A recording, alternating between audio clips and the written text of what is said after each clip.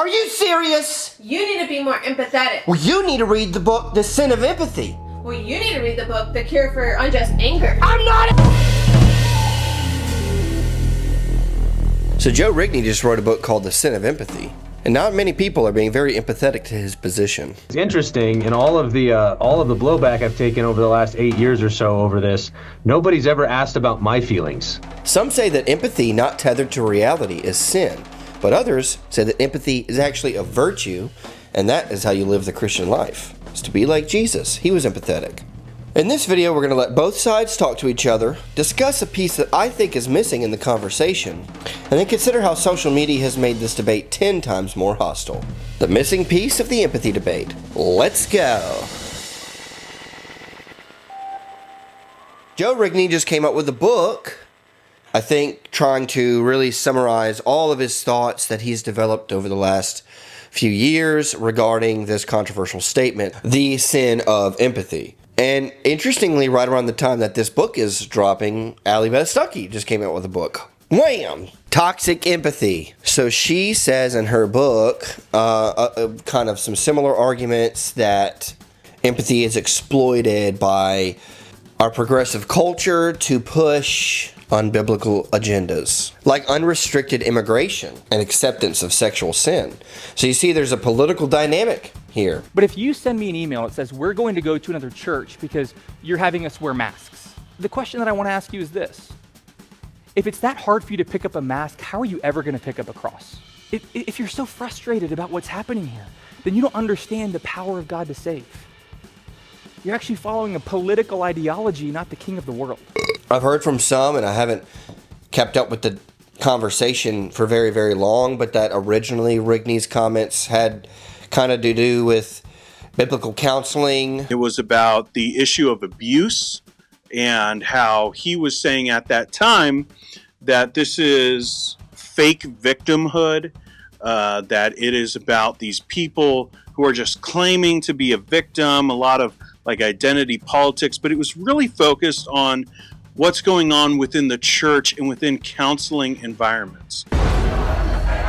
Jesus was an asylum seeker. We just need to be more welcoming, just like it says in the Bible. Because it's empathy for my in-group, empathy for the oppressed classes, empathy for these people is coupled with intense rage, hatred, demonization of anybody that I think is threatening them.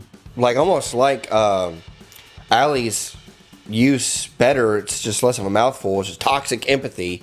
And I think there might even be a play on words there. I don't know, I haven't read the book about, toxic masculinity. So she's just saying toxic empathy. Hey, there could be a toxic version of masculinity. There's a toxic version of empathy. And she's not saying that all empathy is bad, but this kind is. And you definitely see her bringing the political angle into it. So this push against toxic empathy is a push to stand for what you believe is true, having a moral spine. A lot of people, Allie and Rigney will look at in a second, is like these voices are coming together and they're saying enough of the prioritization of emotion over truth.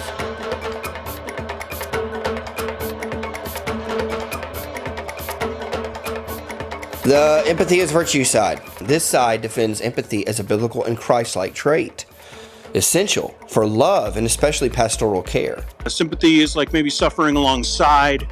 Empathy would be like suffering with. But that's what Jesus did.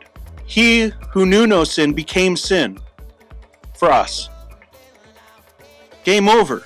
This other side, the empathy as virtue side, here, this phrase, toxic empathy or the sin of empathy, as an assault on the gospel itself, which is a pretty serious claim. I'm tired of this empathy is sin junk. It just shows a lack of ability or lack of desire to think critically. I love it when people attack other people's intelligence because they disagree with them.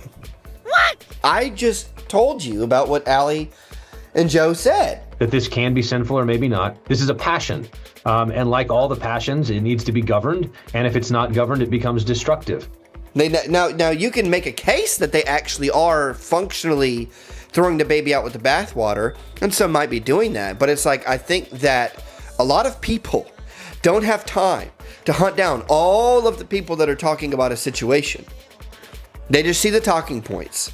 And most people don't have verified accounts, so they just see shorter tweets and they read comments where it's like, oh, well, they threw the baby out with the bathwater. And most people go, yeah, don't do that. And I'll say it happens on the other side too. It happens on the other side too, where it's like, oh, well, you want to express concern about what this might mean for our interpretation of Hebrews 4. You're pro-sex trafficking. That's not what they said. One more post about the sin of empathy heresy. Who said that? No, it's a heresy. That was fast. Based on the information that I'm receiving, maybe they could reframe it to talk about the redemption of empathy, redeeming it from how it's been distorted by the world. But then the other side, instead of assuming that the sin of empathy crowd, placing empathy alongside other passions like anger, which can be sinful, are therefore throwing the baby out with the bathwater and not hear the legitimacy of their concerns. Some would say, we think that there is a prioritization of emotion over steeled spine conviction. And then the other side says, well, we don't think that there is. And then the other side says, well, we think that there is. And the other side says, well, we don't think that there is. What's the missing piece in this debate? When you really stop and listen to what everybody is saying, then you can kind of hear that they actually share so many of the same definitions and assumptions as the other side in their disagreements, and they're coming to different conclusions. And I realized, oh, actually, that's the right categories. This is a passion. And like all the passions, it needs to be governed. And if it's not governed, it becomes destructive. And so that was a key moment in my own thinking through it, was realizing the passions rage. And the reason empathy in particular, I think, is so dangerous is because it's about the sharing of passions. You feel something and then I feel something. And whatever you feel, I need to feel. And I get kind of sucked in, and you lose a sense of boundaries, a sense of identity, a sense of what's good and what's bad. You say that it's sin to be carried away by our emotions, but what does that look like? There are people who tell lies about their own stories. Again, we just had this experience with, on Twitter at least, with this fake account that was all about patriarchy, and it was about like trying to teach women how to be good and godly mothers when she didn't have kids, she wasn't married, never been married. Like it was completely fake.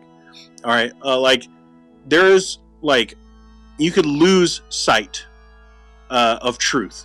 I'm not letting go of what's true, what's good. And we lose all sense of reality. We lose all sense of, just making sure that we know what is true about a situation. I'm not letting go of what's true, what's good. There's a way to believe victims without losing the ability to think. I think that there is a way to lose just all sense of reality. And often when people are hurting, it's really tempting to just go wherever they want to take you. What is true? What's true? Empathy, theoretically, can be sinful if it's not tethered to reality and to truth. In other words, if it's so feeling into someone's situation that you're actually enabling their own sin.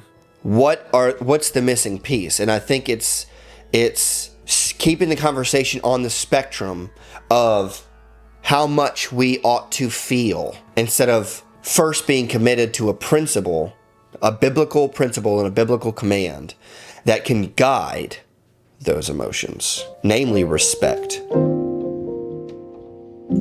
With the death of God in our culture, which I and Rigney and Dean and all of my friends and my brothers swim in, is this culture that assumes God is dead. God does not exist. God cannot exist. There are no absolutes. There can be no absolutes. That's the theme song of the current philosophy of education. I'm riffing off Truman's use of Charles Taylor's The Social Imagination, that this is part of our culture, and that whether we like it or not, this is the culture that we live in. This is the air that we breathe. And the air that we breathe is Nietzsche's God is dead. And when God is dead, the lawgiver is dead, and the law is dead, and a sense of morality and right and wrong is dead, and with it, a sense of respect is dead. And now when you bring up, we need to feel, empathy and the empathy debate becomes a free-for-all. Joe Rigney made that quote, that joke, well, they're not being very empathetic to me. I think he really might feel that. Where it's like, well, you're not seeing it from my point of view. Well, you're not seeing it from abuser's point of view. Well, you're not seeing it from my point of view. Well, you're not seeing it from the immigrant's point of view. Now, the Ten Commandments summarize God's natural and moral law. And when you lose God, you lose his authority, you lose his law, you lose commandment number 5, which says, children, obey your parents. I don't know where this disrespectful attitude came from. Just shut up! Go to your room. Now. The foot is down! Now, fight me about this in the comments below, and I'll prove you wrong. The Reformed and Puritan tradition maintains that the 5th commandment applies to all authorities and not just children with parents. Otherwise, to say that the 5th commandment only has to do with just parents and children and no other authorities might be kind of authoritarian. I don't know. I've maintained this in my thinking for years, that the 5th commandment actually kicks off the second table of the law. First table of the law deals with love to God. Second table of the law deals with love to neighbor. And the 5th commandment introduces the second table by saying, now children, interesting, the young people moving into the rest of society, obey your authorities. And the Reformed have always maintained the distinction between superiors and inferiors, like bosses and employees, and Paul brings this out in the New Testament with slaves and masters and governing authorities in Romans 13. And so this principle that we need to obey and respect authority bleeds into all other areas of life, and I would say the rest of the 10 commandments when it comes to do not murder, do not steal, do not commit adultery, do not lie, do not covet. Josh realized that this was a messenger from God. What message does my Lord have for his servant? In each of those commandments, when they are broken, I would argue they are sins because they are tethered to the first table, which the 5th commandment is the bridge between the first and second table. In other words, you need to respect God because he's your creator, and you need to respect man because he's created in the image of God. You might find that to just be a little bit of a quibble about the 5th commandment. Regardless, sinning against people is a sin because you're sinning against the image of God and people. Which means anytime you're breaking one of the commandments in the second table of the law, you're disrespecting your neighbor and dishonoring the image of God. And in Romans 13, where Paul's talking about showing honor to our governing authorities, he says in verse 7, pay to all what is owed to them, taxes to whom taxes are due, revenue to whom revenue is due, respect to whom respect is due, honor to whom honor is due. And why would honor be due them? Listen, I need to even honor my children, honor my wife. I need to show them respect, and to abuse my family would be disrespectful to them. Even me being the authority over my children, it would be disrespectful of me. Why? Because they're created by God in his image. And so let's talk about immigration and talk about it in terms of respect. Let's talk about abuse survivors and talk about it in terms of respect. As one brother put it, disrespect, dishonor, shame is dehumanizing to people who are made in the very image of God. Respect demonstrates the value and worth of another person. Mutual respect for the persons and the distinct duties and responsibilities of others is part of the glue that holds people together in long-term relationships in the home, in the church, and in communities. In other words, all aspects of society, in different societies. One day, Jesus will glorify and honor his people publicly as his bride. And this is being like Jesus. Just as much as listening to someone's story and trying to feel into their situation without being untethered to reality, without doing toxic empathy, one way is to let those emotions be led and directed by a fierce commitment on the front end to respect the person and to respect God's law and his truth, which will not allow you to become untethered from reality by entering into their story to that degree. Now, when we fail to obey the second table of the law, we can look to the ultimate respecter, Jesus Christ, who perfectly respected and obeyed his Father unto death on the cross for sinners. He was buried and he rose, and yes, like Hebrews says, sympathizes with us, yet without sin. And then by his word and his spirit, having broken the law, going to Christ for forgiveness and going back to the law, motivated by the power of the gospel and moved by the power of the Holy Ghost, his Holy Spirit that he has earned by his blood for us and sent into our hearts to obey his law. Then we go back out into the world and we see people with whom we disagree, and we see differing opinions, and we say, no matter what my tribe says, no matter what my tribe does, no matter what their tribe says, no matter what their tribe does, this person is created in the image of God, and I will show them respect in how I disagree and how I express what I think is true. And at the end of the day, I don't care what side of the aisle you fall on. In this debate, I'm going to say that the trash talking that I've seen on both sides disables me from seeing the legitimacy of their positions. And they might be onto something sometimes. Now, I need to still do the hard work of listening to them and giving them respect, even if they're not going to be respectful. But I'm saying that these conversations could go a lot more smoothly if we showed each other more respect about a conversation that I think, ironically, is missing respect. One of the reasons that this is actually more difficult is that the cloud and social media has clouded our judgment. I think, and I don't want to ramble here, but I think that part of the issue is that when we get online and we're exchanging ideas with somebody else that has very different ideas, it becomes more complicated because it's easier to split up the image of God into a cloud-based avatar. Well, this is just some account and this isn't real. Listen, there is some way in which this conversation is just not real. This isn't real. The cloud isn't real. But there's another way, this weird way in which this is real. Have you ever had a dream, Neo, that you were so sure was real? How would you know the difference between the dream world and the real world? I am talking to somebody on the other side of the screen. And so I need to try to, and I don't have all the answers, but I just want to say it's 10 times more difficult when we're not at all acknowledging the fact that it's harder to show respect to people when we're not in the same room with them. And so maybe just knowing that fact, that there's a way in which this is real and a way in which this is not, could allow us to be more respectful. I think it also could help us to not take ourselves too seriously. Right? Because when someone, I think that we're willing to give ourselves the benefit of the doubt that, oh, well, I'm just having some fun on the internet. But then when somebody else does it, it's a lot more personal for us. Want to go among mad people? Most everyone's mad here. You may have noticed. To where it's like, well, if you're going to get online and you're going to say what you think and you're going to be kind of trash talky, don't get upset if somebody else does it back to you. I'm not staying here listening to you being rude. Because you just see them as an avatar, well, they just see you as an avatar. Who are you? Even then, if we develop some self-awareness about that, that might be a way of showing some cloud-based respect. Hey, as long as we both know that this is real and not real at the same time in some weird way. This also touches on the trickiness of the fact that people reposting in agreement with Rigney their thoughts about the sin of empathy means in some way they're associating with him. And those people need to recognize that that comes with a lot of baggage and be willing to take responsibility for that fact.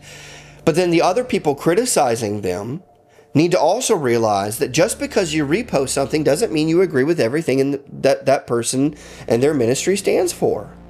So it kind of goes both ways. We don't take other people very seriously on the internet, but we take ourselves very seriously on the internet. I think it needs to be the other way around. We need to start taking other people on the cloud a lot more seriously and their ideas a lot more seriously and dealing with them with respect and take ourselves less seriously. And know that I could be wrong about this, hey, who am I? I'm just an idiot that likes to drink Bush and make videos about controversies. Don't be afraid to associate with people online. And when you go to engage with someone on the cloud, do it with Paul's theology in mind of respect and all of the issues that technology brings into that issue of respecting someone on the internet. And to try to develop a little bit more self-awareness. So keep stating your opinions. You can post online. You just can't sin. Keep confessing. Stay Baptist, my friends.